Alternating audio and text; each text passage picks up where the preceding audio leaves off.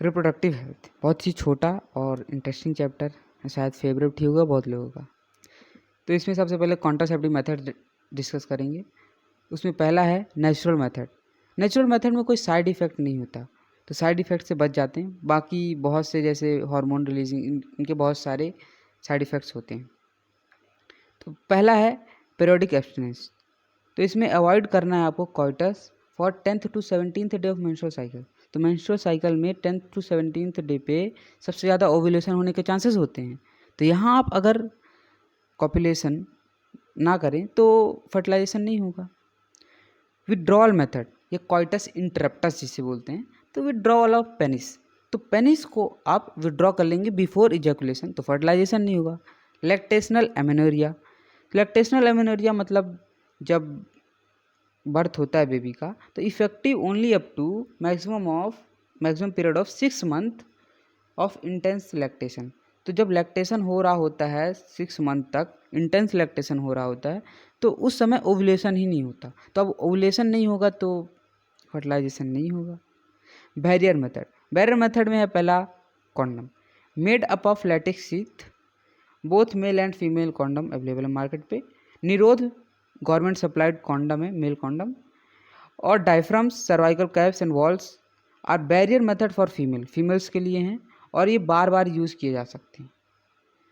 Spermicidal creams, jellies and foams are used along with these barrier method to increase the contraceptive efficiency। तो contraception की efficiency को बढ़ाने के लिए spermicidal creams use की जाएंगी जो स्पर्म्स को मार देंगी। आईयूडीज क्या है? Intra uterine devices. जो यूटेरस के अंदर कुछ डिवाइसेस फिट कर दें तो इंट्रा यूटेराइन डिवाइसेस को ही आईयूडी बोलते हैं।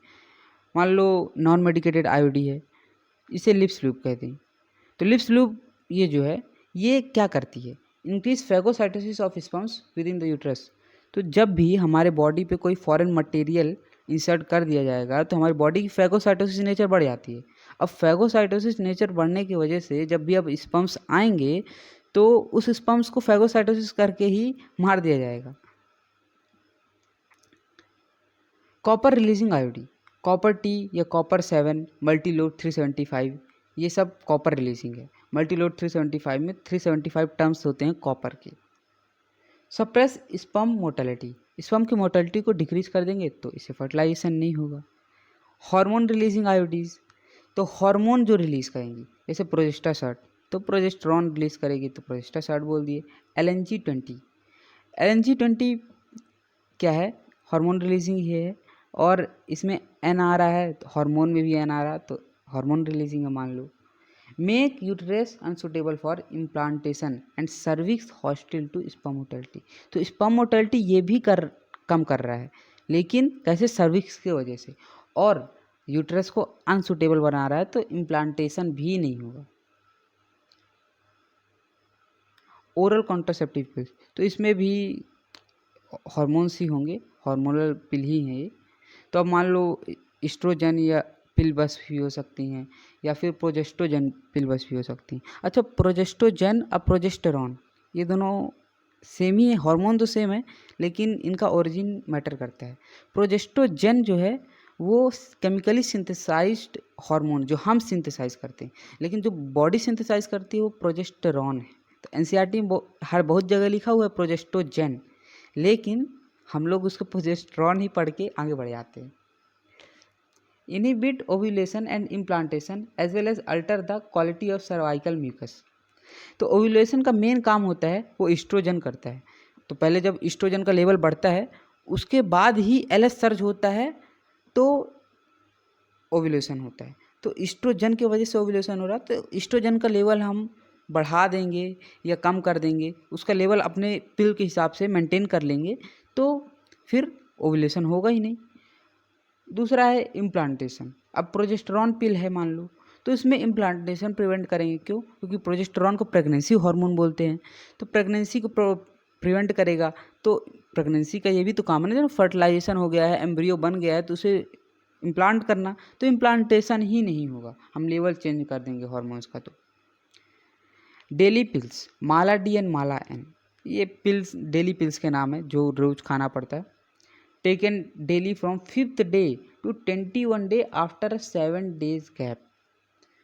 तो मेंस्ट्रुअल साइकिल के 5वें दिन से 21वें दिन तक खाना है, और फिर 21वें दिन से 7 दिन का गैप देना है, 7 दिन का गैप देना है। तो इधर साइड के इस वाले साइकिल के 2 दिन बचे रहेंगे, और 5 दिन वो 4 दिन वो वाले साइकिल के 4-5 दिन बचे रहेंगे। तो टोटल 7 दिन का गैप देना है। तो 5th डे से खाएंगे और 7 दिन का गैप देंगे, 21 तक खाएंगे। या फिर ऐसी भी पिल आती हैं जिसमें फिर वो 7 दिन के गैप को करने के लिए मल्टीविटामिन्स रह जाती हैं, तो ये भी पिल आती हैं। बाकी एक है वीकली पिल, बहुत ही ज़्यादा नोन इम्पॉर्टेंट भी, सहेली, CDRI Lucknow, central drug research institute Lucknow पे डेवलप की गई। नॉन स्टेरॉइडल है, मतलब इसमें कोई स्टेरॉइड्स यूज़ नहीं किए, एस्ट्रोजन प्रोजेस्टेरॉन ऐसा कुछ नहीं यूज़ किया। Very few side effects and high contraceptive value. तो इसके साइड इफ़ेक्ट्स कम हैं, हमें साइड इफ़ेक्ट्स कम से कम चाहिए और कॉन्ट्रासेप्टिव वैल्यू सबसे ज़्यादा चाहिए। अब देखो ट्यूबेक्टोमी और जो एक और होता है जिसमें हम वॉश डिफरेंस हटाते हैं, तो उसको वैसेक्टोमी बोल देते हैं। ट्यूबेक्टोमी में फीमेल्स में होता है, जिसमें फैलोपियन ट्यूब हटाते हैं। तो इसमें क्या होता है, फीमेल विल हैव मेंस्ट्रुएशन। तो क्या होता है ना कि मिसकंसेप्शन है कि अगर ट्यूबेक्टोमी कर दिए तो मेंस्ट्रुएशन नहीं होगा। मेंस्ट्रुएशन जो होता है उसका कारण है हार्मोन्स का जाना। तो हार्मोन्स नर्व्स के वजह से जाते हैं, नर्व्स जो होते हैं उसके वजह से हार्मोन जाते हैं। तो ओवरी जो मान लो ये ओवरी है, तो यहाँ से नर्व्स जाते हैं और ये यहाँ से ब्लड वेसल्स, नर्व्स, ये सब पूरे जाएंगे। तो जब तक ब्लड वेसल्स हैं तो ब्लड वेसल्स की वजह से पूरे हार्मोन्स जाएंगे, तो हार्मोनल रेगुलेशन पूरा होगा। और जब तक हार्मोनल रेगुलेशन है तो मेंस्ट्रुएशन होगा। लेकिन अगर हम ये काट दें, जो कि हम काटेंगे नहीं क्योंकि हार्मोनल रेगुलेशन की वजह से तो हमारी बॉडी सही है, नहीं तो एकदम बिगड़ जाएगी पूरी। तो फैलोपियन ट्यूब हटाने की वजह से बस फर्टिलाइजेशन बचता है, fusion of female and male gamete बच जाता है, लेकिन मेंस्ट्रुएशन होगा। HIV, हेपेटाइटिस बी और genital herpes are not curable. तो ये सेक्सुअली ट्रांसमिटेड डिसीज या सेक्सुअली ट्रांसमिटेड इन्फेक्शंस है, STI, जो कि क्यूरेबल नहीं है। बाकी भी हैं, जेनाइटल वार्ड्स वगैरह भी हैं, लेकिन वो क्यूरेबल है। तो HIV, हेपेटाइटिस बी और हर्पीस, जेनाइटल हर्पीस, तो HHH बोल सकते हो, H और ये हर्पीस भी H। Assisted reproductive technology, ART। मान लो कोई ऐसा कपल है जिसमें फर्टिलाइजेशन नहीं हो पा रहा है, तो उसके लिए हम ऐसे टेक्निक्स हैं जिसको हम हेल्प कर सकते हैं। तो मान लो in vitro fertilization. In vitro fertilization में क्या होगा, fertilization outside the female's body, female के बॉडी के बाहर फर्टिलाइजेशन कराना है। GIFT, zygote up to 8 blastomere stage transfer कर दिया जाता है यूट्रस ऑफ फीमेल पे। IUT, इंट्रा यूटेराइन डिवाइसेस, मतलब इंट्रा यूटेराइन ट्रांसफ़र करेंगे इसमें, डिवाइसेस कहाँ, IUD बोल दिया मैं। Embryos with more than 8 blastomere are transferred to uterus. तो 8 ब्लास्टोमियर से ज़्यादा वाले एम्ब्रियो को हम यहाँ ट्रांसफ़र कर देते हैं यूट्रस पे। तो 8 ब्लास्टोमियर से कम है तो जिफ्ट करेंगे, और उससे ज़्यादा है तो IUT करेंगे। दोनों एम्ब्रियो ट्रांसफ़र मेथड के ही पार्ट हैं। ICSI, intracytoplasmic sperm injection.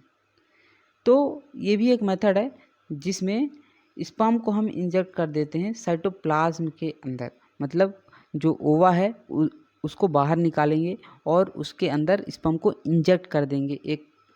एक कोई स्लाइड लेकर के, स्लाइड होता है उससे इंसर्ट कर देंगे, बहुत माइक्रो स्लाइड होता है, उससे स्पर्म्स को लेकर के इंसर्ट कर देंगे। तो ये सब आउटसाइड द बॉडी हो रहा था। अब इन वीवो जो फीमेल के फर्टिलाइजेशन फीमेल बॉडी के अंदर होगा, फर्टिलाइजेशन फीमेल बॉडी के अंदर होगा, हम करेंगे खुद से ही, मतलब आर्टिफिशियल ही मेथड है सब।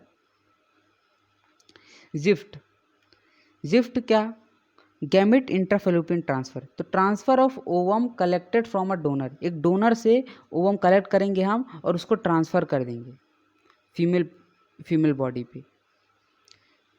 तो AI, तो गिफ्ट में याद रखना ये कि ये फीमेल बॉडी के लिए ही होता, मतलब फीमेल्स के लिए ही होता है, जिसमें गैमेट्स प्रोड्यूस नहीं कर सकती लेकिन एक सूटेबल इन्वायरमेंट प्रोवाइड कर सकती है फर्टिलाइजेशन के लिए। एआई क्या है?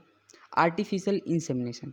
तो ऐसे male partner, inability of the male partner to inseminate और due to low sperm count, जिसका स्पर्म काउंट कम है या पेनिस इरेक्ट नहीं हो रहा, तो कोई भी रीज़न हो सकता है, तो हम आर्टिफिशियल इंसेमिनेशन करेंगे। इसी का मेथड है। In this technique semen is collected from husband और donor is introduced into vagina और यूटेरस, IUI बोलते हैं, intra uterine injection, intra uterine injection कहते हैं इसे। तो देखो चैप्टर हो गया ख़त्म। ऐसे ही शॉर्ट वीडियोस चाहिए और कौन सा चैप्टर चाहिए ये कमेंट बॉक्स में बता देना। वीडियो कैसा लगा ये भी बता देना, और चैनल को सब्सक्राइब नहीं किया तो कर देना, लाइक कर देना, और शेयर करना हो तो शेयर भी कर लेना। Thank you.